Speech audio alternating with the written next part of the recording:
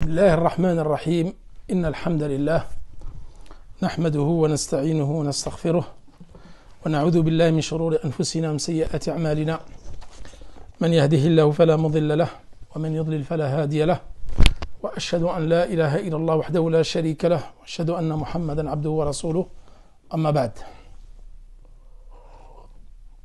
Donc c'est avec un plaisir que je vous retrouve aujourd'hui dimanche exceptionnellement. Donc le cours a lieu aujourd'hui au lieu d'hier suite à un léger problème de santé, alhamdulillah. Allah nous a apporté la guérison. Donc là, nous sommes rentrés dans un nouveau chapitre parmi les chapitres de Al-Ibada. Donc nous avons fini avec Kitab al-Janaiz, ensuite Kitab al-Salat, Kitab al-Tahara, et là nous sommes à Kitab al-Zakat.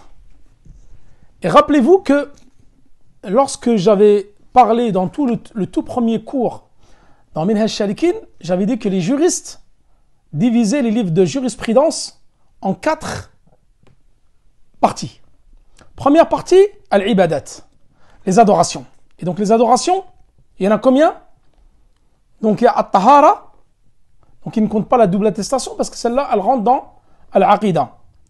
Tahara, as-salat, ensuite vous avez al-janaiz, ensuite vous avez zakat, vous avez siyam ou al-hajj.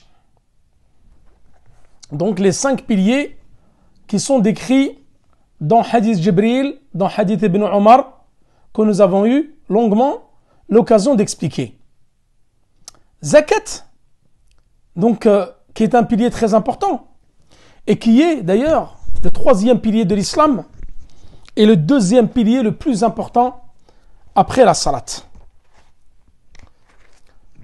Le 4e pilier qui est le jeûne du mois de Ramadan que nous allons attaquer Inch'Allah à partir du 26 février. Nous allons mettre une annonce sur le groupe que je vais expliquer tous les jours de Minhaj Shalikin et je vais rapporter beaucoup d'autres fawaïd.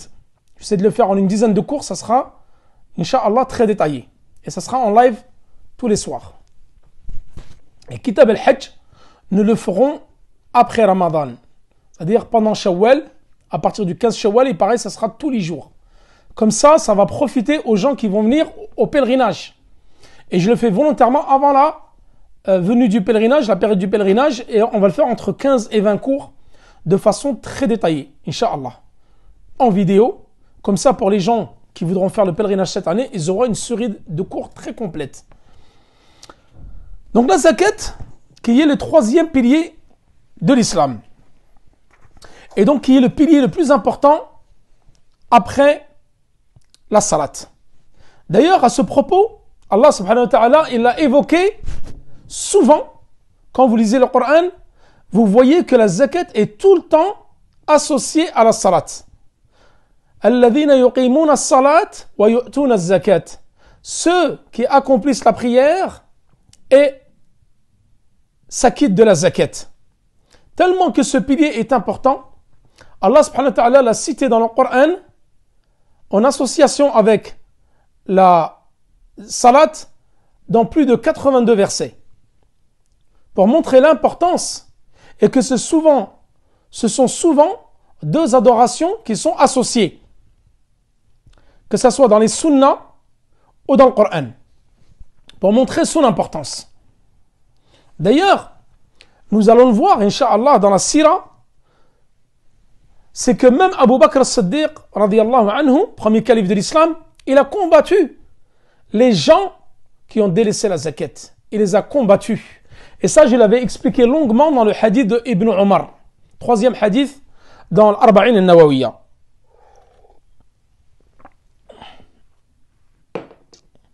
L'imam Ahmed, donc rappelez-vous que nous avons vu que les 3 autres piliers, c'est-à-dire la zakat, le jeûne et le pèlerinage, lorsque nous en avons parlé, c'est que les savants, ils ont divergé concernant le fait qu'ils délaissent un pilier volontairement.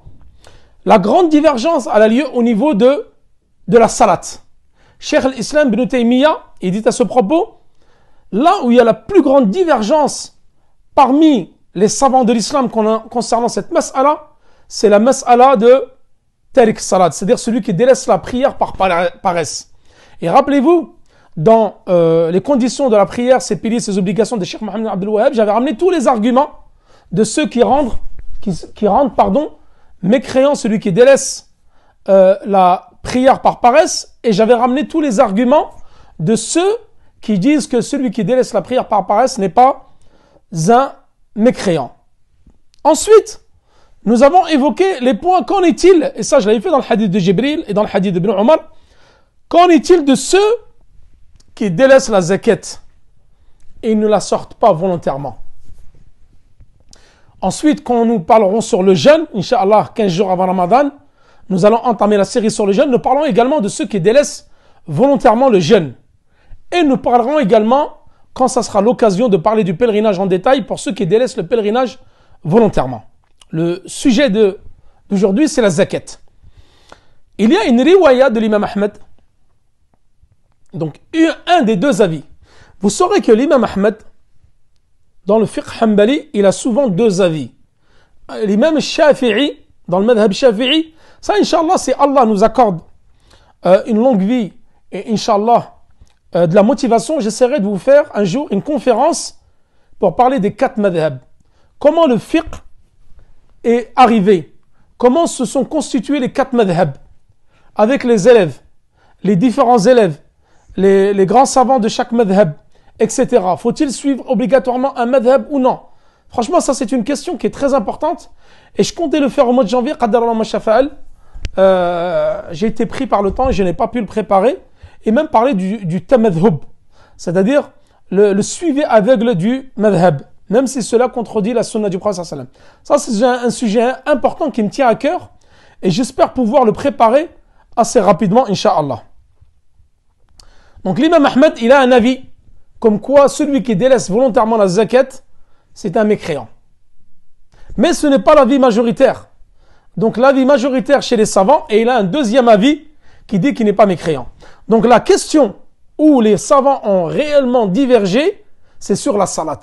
Sur la zakat, sur le jeûne et sur le pèlerinage, ils n'ont pas divergé. Sauf il y a un avis de l'imam Ahmed, mais qui n'est pas prépondérant, comme quoi c'est un mécréant. Donc la plupart des savants disent que celui qui délaisse la zakat n'est pas mécréant, mais il aura commis un très grand péché. Que le jour du jugement dernier, il en subira les conséquences. Donc l'avis le plus juste, c'est que ce n'est pas un mécréant celui qui ne sort pas la zakat. Et quel est l'avis de ces gens-là? Dalil, qawluhu ta'ala. La preuve, c'est dans la parole d'Allah subhanahu wa ta'ala. Fa'in tabu, ceux ils se repentent. Wa aqamu salat, qu'ils accomplissent la prière. Wa atu zakat, ils s'acquittent de la zakat. Fa ikhwanukum fi din. Surat al-Tawbah, le repentir, verset 11. C'est-à-dire que là, eux, ceux qui disent qu'il est mécréant, c'est-à-dire l'imam Ahmed ici, quand il ramène un des deux avis qu'il a, pourquoi?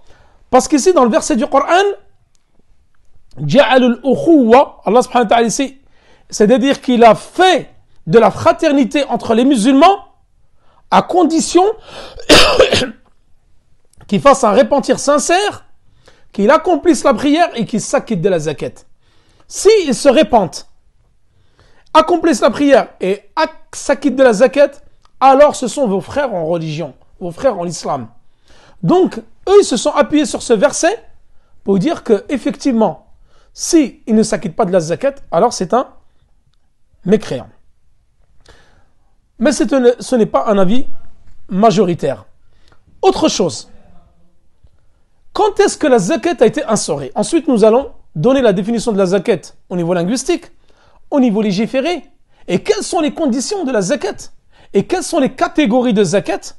Bien sûr que nous n'allons pas pouvoir expliquer tout cela en un cours. Je compte faire, Inch'Allah, Kitab Zakat en à peu près 4 cours. Si le temps ne le permet pas, peut-être rajouter un 5e cours, pour de façon bien détaillée, pour que ça soit bien expliqué et bien compris par tout le monde, parce que c'est un pilier qui est très important.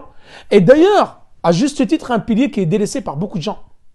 Beaucoup de gens dans la communauté, par méconnaissance, où certains volontairement délaissent la zakat, pour fuir et pour ne pas donner ce dû qui est dû aux pauvres. Donc soit certains ne connaissent pas, et d'ailleurs on va leur expliquer aujourd'hui, mais certains connaissent, mais ils fuient la zakat, ils trouvent des prétextes pour ne pas la sortir. Donc quand est-ce qu'elle a été instaurée? Zakat, elle a été instaurée pendant la période mécoise, c'est-à-dire lorsque le prophète sallallahu alayhi wa sallam était à Mecca avant qu'il émigre à Médine. وَآتُوا حَقَّهُ يَوْمَ حَصَادِهِ. Et donnez son droit, c'est-à-dire à la zakat, le jour où vous allez récolter les récoltes de ce que vous avez semé. Donc là, cela concerne la zakat de ce qui sort de la terre. Et nous allons donner les quatre définitions, les quatre catégories, pardon, de la zakat. Donc là, ce verset-là, il a été révélé à Mecca. Mais comme il le dit Cheikh Al-Uthaymin, et les savants ils le disent, c'est que, en fin de compte, la zakat, ça a été révélé successivement par étapes. C'est-à-dire que l'obligation de la zakat en tant que pilier, rappelez-vous, comme la salat, elle a été prescrite à Mecca lors du voyage nocturne, mais qu'au début, il faisait que 2 unités de prière. Et lorsque le prophète sallallahu alayhi wa sallam est arrivé à Médine, 4 unités de prière ont été légiférées pour les salawats qui avaient 4 unités. C'est-à-dire al-Dhuhr, wal-Asr, wal-Isha. Au début, le prophète sallallahu alayhi wa sallam ne faisait que 2 unités de prière à Mecca. Et lorsqu'il est arrivé à Médine, on a rajouté 2. Pour la zakat, c'est exactement la même chose. À Mecca, Allah subhanahu wa ta'ala a fait descendre le verset concernant la zakat. Mais il n'y avait pas le détail comment faire la zakat. Sortir la zakat sur quoi? Tous les détails, les catégories de zakat, et ce qu'on doit sortir, le pourcentage, etc. Tout ça, ça a été instauré à Médine. Et rappelez-vous, dans mon avant-dernier cours sur la Sira, c'est ça qui est bien. C'est que lorsqu'on a l'occasion de faire différents livres, que ce soit dans la Aqidah, dans le Fiqh, dans la Sira, vous allez voir que de temps en temps, les informations s'entrecoupent. Des fois, je vais vous donner des informations dans la Sira, des fois, je vais vous donner des informations qui sont dans la Aqidah, et des fois, ça va être dans la jurisprudence. Et rappelez-vous que je vous avais dit que, avant la bataille de Badr, la zakat al-fitr a été instaurée pendant l'année 2 de l'Hégire. Et nous en parlerons, bien sûr, zakat al-fitr, de façon succincte pendant les cours sur la zakat, mais je le ferai de façon détaillée pendant mes cours sur le jeûne. Parce que ça sera plus propice pour les gens juste avant le ramadan. Et on fera un rappel, Inch'Allah, 1 ou 2 jours avant l'Eid, pour que les gens sachent exactement qu'est-ce qu'il faut sortir dans zakat al-fitr. Parce qu'il y a beaucoup d'ambiguïté, surtout en France où les gens la sortent en argent. Et ça, c'est une grave erreur. Et nous ramènerons les avis et les fatwas des savants contemporains et des savants des pieux prédécesseurs. Donc chaque chose en son temps. Pour ne pas rallonger le cours, Inch'Allah, donc différents versets qui ont été révélés à Mecca. Et donc le détail, comme je vous l'ai dit, a été révélé à Médine. Le détail à Médine, voilà, pardon. Et le verset général, par exemple, Waylun lil mushrikin alladhina la yu'tuna az-zakat.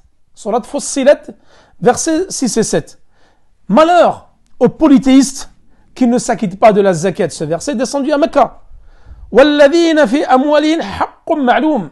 Ceux dont il y a un droit concernant les biens en toute connaissance. Haqqun ma'lum, c'est-à-dire un bien qu'ils doivent donner aux pauvres. Les sa'ili wal mahroum.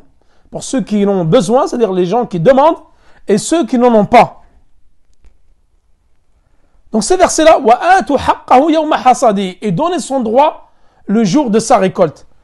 Donc Surat Al-An'am, verset 141. Ces versets-là, ils ont été révélés à Mecca.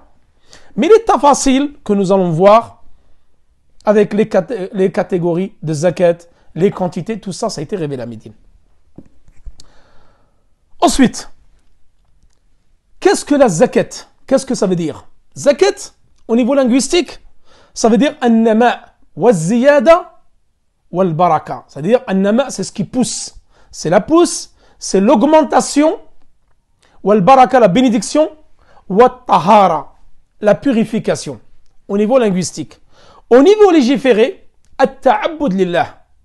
C'est le fait d'adorer Allah subhanahu wa ta'ala بإخراج جزء واجب, en sortant une part d'un bien qui est obligatoire, shar'an, c'est-à-dire obligatoire mais légiféré. Tu ne sors pas ce que tu veux.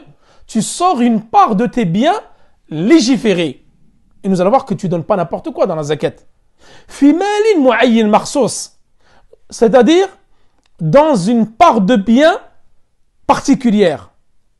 L'État ifatin makhsousa a une catégorie de gens spécifiques. Fi zamanin makhsous, à un temps spécifique.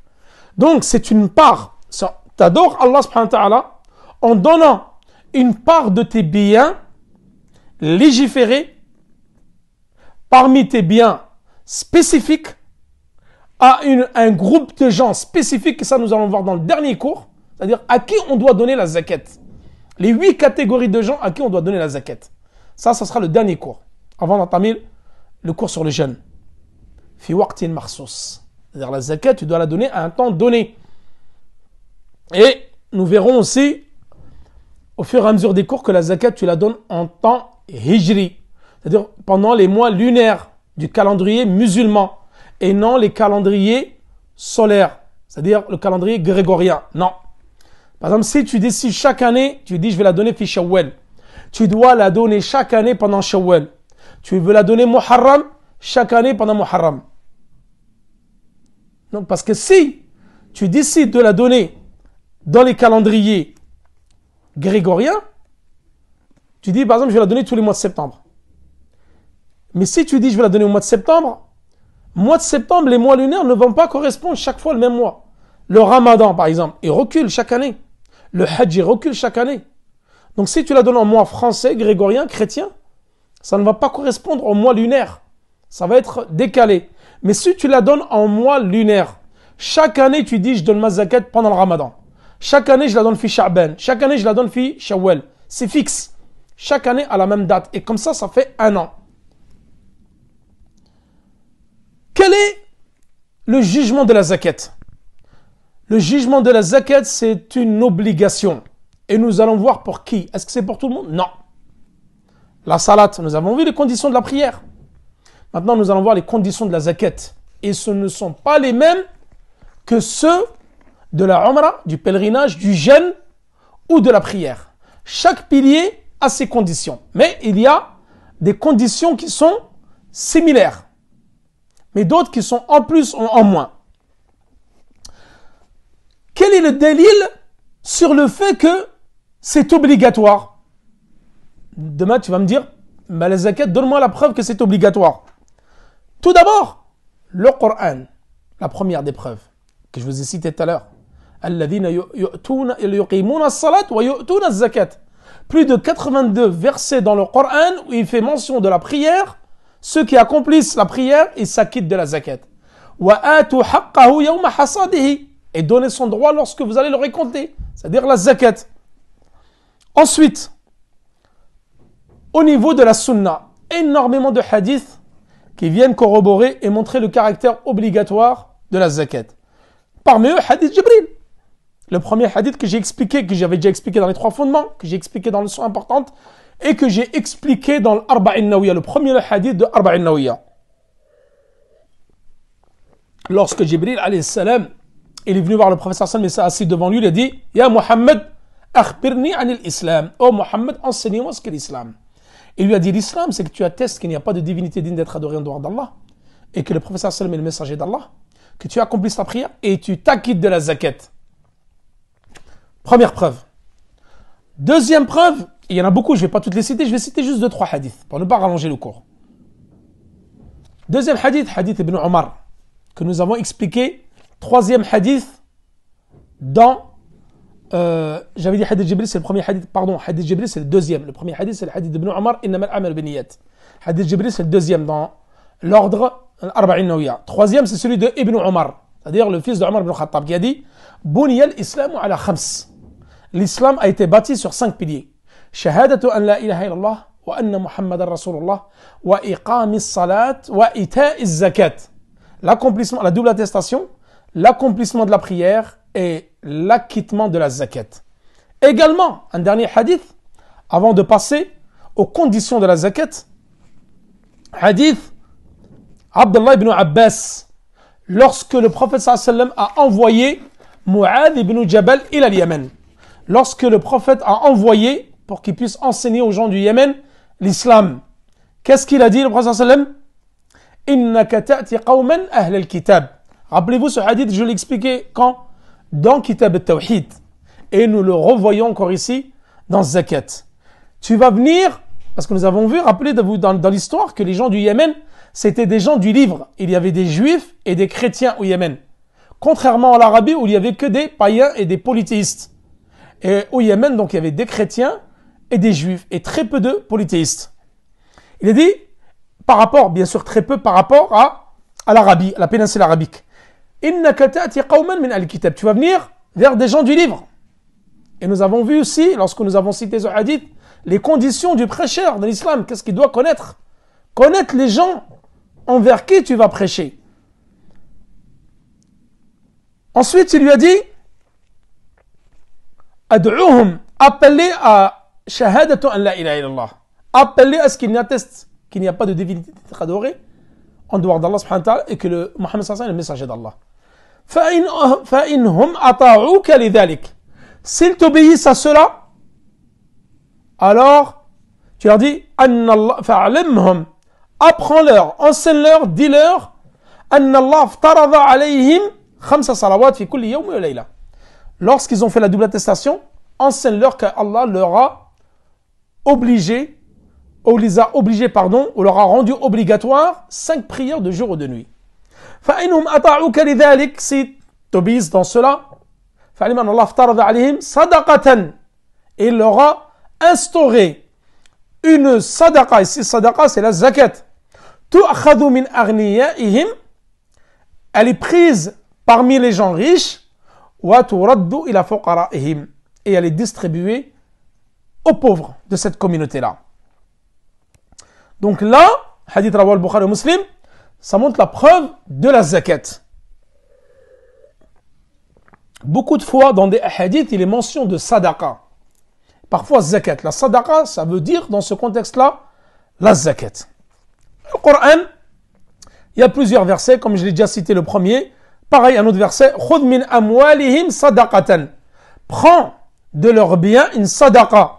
Tutahhiruhum wa tuzakkihim. Qui les purifie. Wa tuzakkihim biha. Donc, elle va les purifier. Purifier leurs biens et purifier aussi leur corps, leur âme. Surat al-Tawbah, verset 103. Maintenant, asnaf al-zakat. C'est-à-dire, maintenant, zakat, on sort zakat sur quoi? Tout d'abord, al-dhahab ou al-fidda. Tu sors la zakat sur l'or et l'argent. Pas l'argent, la monnaie, mais l'argent, le métal. Ensuite, urud al-tijara. C'est-à-dire, les biens que tu commerces, la marchandise. Ensuite, bahimatul an'am. Je voulais commencer l'explication aujourd'hui, mais ça va prendre du temps. Je vais le laisser pour le prochain cours, Inch'Allah. D'ailleurs, la semaine prochaine, nous allons faire 2 cours. Il y aura cours samedi et cours mercredi ou jeudi. Je ferai 2 cours et la semaine d'après, 2 cours. Pour pouvoir finir zakat et attaquer dès le dimanche 25 février, le jeûne tous les jours. Et bahimatul an'am. Bahimatul an'am, c'est les bestiaux, 3 catégories de bestiaux que nous allons sortir en zakat. Les chameaux, les vaches et les moutons qui regroupent tout ce qui est ovin. Donc vous avez les chameaux, les bovins et les ovins. Ensuite, al-kharij min al-ard, tout ce qui sort de la terre. Et nous allons voir, c'est pas tout ce qui sort de la terre dont tu peux faire zakat. Ça, c'est un chapitre que je vais détailler seul. Parce que, est-ce que tout ce qui sort de la terre, c'est-à-dire tous les fruits et légumes, on peut les donner en zakat? Non. Nous allons voir qu'il y a certains fruits, tu peux les donner, et d'autres non. Certains légumes, tu peux les donner, et d'autres non. Tout cela sera détaillé dans le 3e cours sur zakat, Inch'Allah. Le 4e cours, ça va être zakat al-fitr, avec les 8 catégories de personnes à qui donner zakat.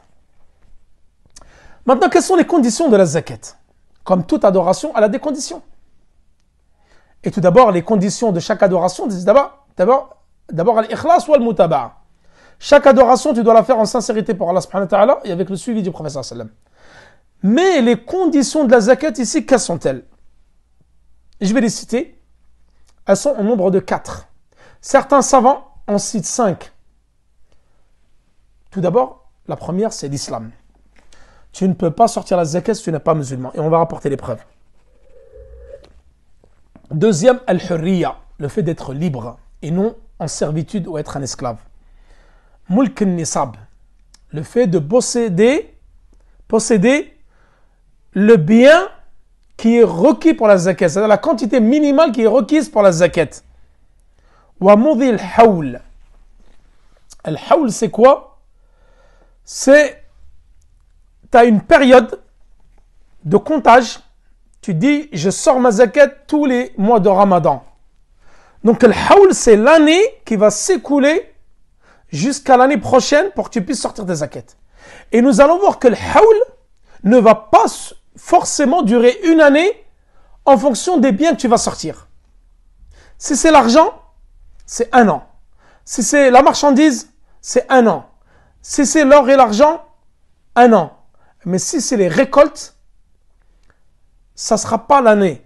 La récolte, ça sera lorsque la récolte est prête. Et ça, nous allons décrire en détail. C'est-à-dire, tu as planté des pommes de terre. Tu n'attends pas une année cette fois-ci. Tu attends la date de la récolte. Al-hawl ici, la période où tu vas sortir la zakat, c'est la période lorsque la récolte arrive à maturité. Ça peut être 3 mois, 4 mois. Et si tu as plusieurs récoltes par an, alors tu sors la zakat plusieurs fois par an. Tout cela sera détaillé dans le 3e cours de zakat la semaine prochaine, Inch'Allah. Ensuite, istiqrar. Donc, ce n'est pas tous les savants qui le mettent, certains le mettent, d'autres non. Istiqrar, le fait que tu puisses récupérer ce bien-là. Parce que tu peux avoir le bien, al-nisab, le temps il est révolu, mais tu ne l'as pas entre tes mains, et donc tu ne peux pas sortir zakat. Et nous allons voir des cas concrets, tels que les dettes. Tu as de l'argent chez quelqu'un, 100 000 euros. Tu dois sortir zakat dedans, mais tu l'as prêté à quelqu'un. Donc le bien, tu ne l'as pas entre les mains. Donc tu ne peux pas sortir. Il y a des conditions. On peut sortir, des cas on peut sortir, des cas où non. Tout ça, ça sera expliqué, Inch'Allah, dans un prochain cours. Excusez-moi, je bois beaucoup d'eau parce que j'ai des brûleurs au niveau de l'estomac. Je bois beaucoup d'eau. Donc l'islam, première condition. Et je finirai par cela. Et les catégories de zakat, nous les détaillerons la semaine prochaine en commençant par bahimatul an'am, c'est-à-dire les bestiaux. Mais pas tous les bestiaux. Les chameaux, les vaches et les moutons. Voilà. Nous ferons cela la semaine prochaine. Et si le temps nous le permet, nous rajouterons al-thaqalain, c'est-à-dire al-athman, al-dhahab ou al-fidda, c'est-à-dire l'or et l'argent. Et le 3e cours, nous allons aborder tout ce qui sort de la terre, al-kharij min al-ard, et urud al-tijara, c'est-à-dire les biens commerciables. L'islam. Donc, est-ce que la zakat est obligatoire pour le mécréant? Non. Le mécréant ne doit pas sortir la zakat. Parce que la zakat, c'est une adoration. Et pour commettre et mettre en pratique une adoration, tu dois déjà être musulman. Et avoir fait la double attestation. Et wal-ibada, l'adoration n'est pas valable du mécréant jusqu'à ce qu'il puisse rentrer dans l'islam avec la double attestation. Par contre, le jour du jugement dernier, il va être questionné sur la zakat qu'il a délaissée dans cette vie-là, pourquoi il ne l'a pas faite. Quelle en est la preuve? Lorsqu'Allah subhanahu wa ta'ala va s'adresser, ça c'est le même verset qu'on a utilisé pour ceux qui délaissent la prière. Et il va s'adresser aux habitants de l'enfer et il va leur dire, qu'est-ce qui vous a précipité dans Saqar? Saqar, c'est un des noms de la géhenne, de l'enfer. Elle a plusieurs noms, l'enfer. Qu'est-ce qui vous a précipité dans l'enfer? Il a dit,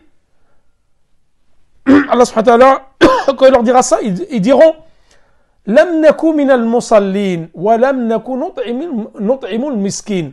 Nous ne faisons pas partie de ceux qui accomplissaient la prière et nous ne faisons pas partie de ceux qui s'acquittaient de la zakat. Cela montre que le kafir, le mécréant, le jugement dernier, il va être questionné sur l'islam, pourquoi il n'est pas rentré dans l'islam. Il va être questionné sur la salat, pourquoi il l'a délaissé. Il va être questionné sur les péchés qu'il a fait. et sur toutes les obligations qu'il a délaissées. Donc il aura un double châtiment.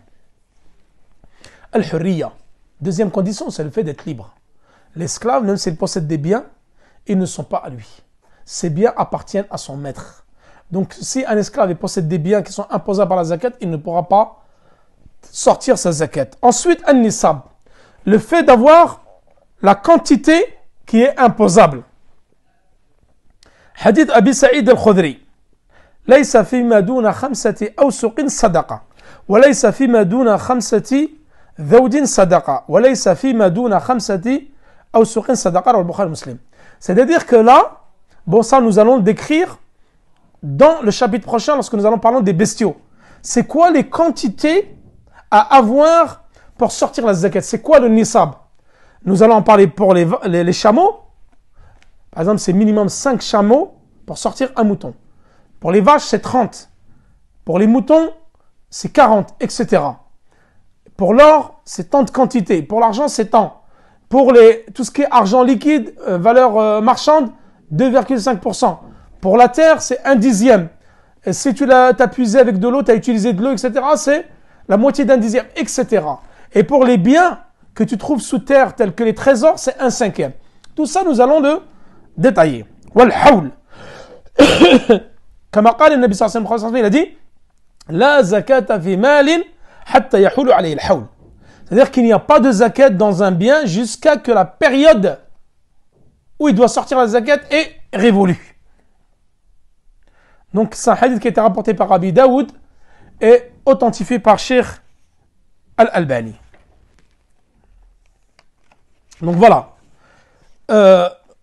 Donc ce qui sort de la terre, c'est au début, par exemple, je ne sais pas, vous avez planté tant de fruits. Mais en cours de la récolte, ils vont se multiplier. Donc là, tu sors ce que tu as reçu en récolte. Et ça, c'est valable pour les marchandises. Un exemple. Tu avais 100 000 euros que tu as investi. 100 000 euros, tu es imposable dessus. Tu es imposable. Au bout d'1 an, ces 100 000 euros t'ont rapporté 400 000 euros. Là, tu vas sortir zakat sur 400 000 et non sur 100 000. Sur les bestiaux, ça sera pareil. Au début, par exemple, tu avais 40 moutons. Donc, tu es imposable d'un mouton. Tu avais 5 chameaux, tu es imposable d'un mouton. Mais au bout d'1 an, ces chameaux, ces vaches, ces moutons vont donner des petits. Alors qu'au début, tu avais 40 moutons, mais au bout d'1 an, tu vas te retrouver avec 200 moutons. Là, tu vas sortir zakat sur les 200 moutons et non sur les 40. Tout ça, nous allons l'expliquer dans le cours de la semaine prochaine, Inch'Allah. Et nous allons finir avec cette première introduction sur zakat. Et je vous donne rendez-vous à mardi pour le cours de Sira. Wa sallallahu ala nabina Muhammad wa ala alihi wa sahbihi wa sallam. Wallahu ta'ala ala wa alam. Et là, il y a quelques questions. Je vais répondre à quelques questions qui ont été posées, que j'ai oublié de répondre la semaine dernière.